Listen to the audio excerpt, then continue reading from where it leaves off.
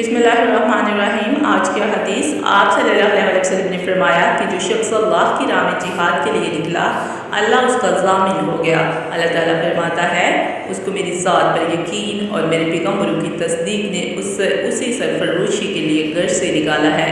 मैं इस बात का ज़ामिन हूँ कि या तो उसको वापस कर दूँ सवाब और माल गनीमत के साथ, या शहीद होने के बाद जन्नत में दाखिल कर दूँ। रसूलुल्लाह सल्लल्लाहु अलैहि वसल्लम ने फरमाया, और अगर मैं अपनी उम्मत पर उस काम को दुश्वार ना समझता तो लश्कर का साथ ना छोड़ता, और मेरी ख्वाहिश है कि अल्लाह की राह में मारा जाऊँ, फिर ज़िंदा किया जाऊँ, फिर मारा जाऊँ, फिर ज़िंदा किया जाऊँ, फिर मारा जाऊँ।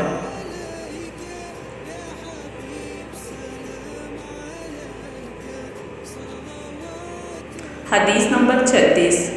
नबी करीम सल्लल्लाहु अलैहि वसल्लम ने फरमाया, जो कोई रमज़ान में रातों को ईमान रखकर और सवाब के लिए इबादत करे, उसके अगले गुनाह बख्श दिए जाते हैं।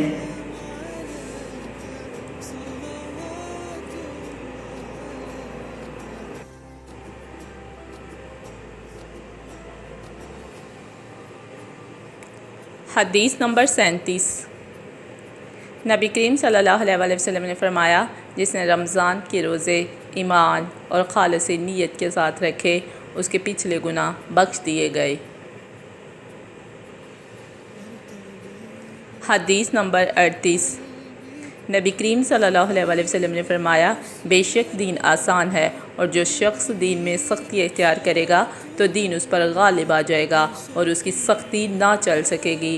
बस इसलिए अपने अमल में पुख्तगी इख्तियार करो और जहाँ तक मुमकिन हो मियाना रवि बरतो और खुश हो जाओ कि इस तर्ज़ अमल से तुमको दीन के फ़ायदे हासिल होंगे, और सुबह और दोपहर और शाम और किस कदर रात पर इबादत से मदद हासिल करो। नमाज 5 वक्ता भी मुराद हो सकती है कि पाबंदी से अदा करो।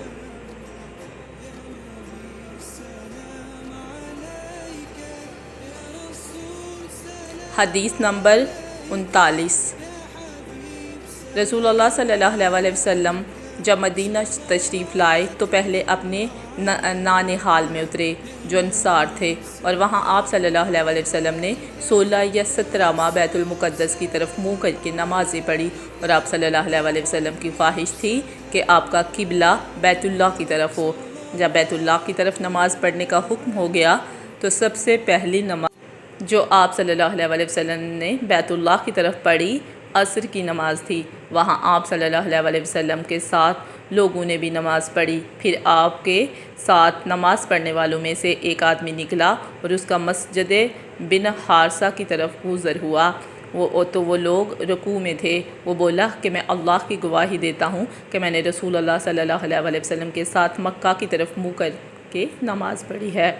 ये सुनकर वो लोग उसी हालत में बैतुल्लाह की तरफ घूम गए, और जब रसूलुल्लाह सल्लल्लाहु अलैहि वसल्लम बैतुल मुक़द्दस की तरफ मुँह करके नमाज़ पढ़ा करते थे तो यहूद और ईसाई खुश होते थे, मगर जब आप सल्लल्लाहु अलैहि वसल्लम ने बैतुल्लाह की तरफ मुँह फेर लिया तो इन्हें ये अमल नागवार हुआ।